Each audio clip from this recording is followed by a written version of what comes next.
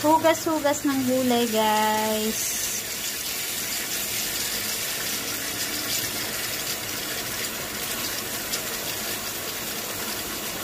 Guys, eto na yung minarket ko kanina.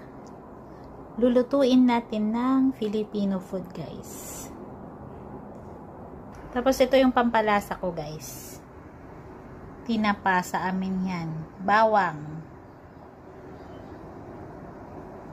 Ayan siya, guys, yung pampalasa ko. Ayan, guys, igisa na natin yung tinapa, bawang at saka luya. Naglagay ako ng pampalasa na, guys. Ayan, tubig. Ayan, guys, talagay na natin tong sitaw. Guys, inilagay na natin yung sitaw. Tapos, ang next, guys, is tong kalabasa. Ayan, nakalagay na yung kalabasa, guys.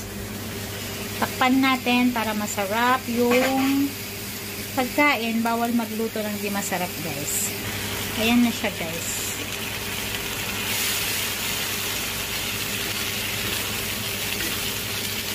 Halu-haluin natin para maluto na. Tapos, guys, ngayon ko lang ilalagay yung ampalat. Ayan, guys, luto na siya.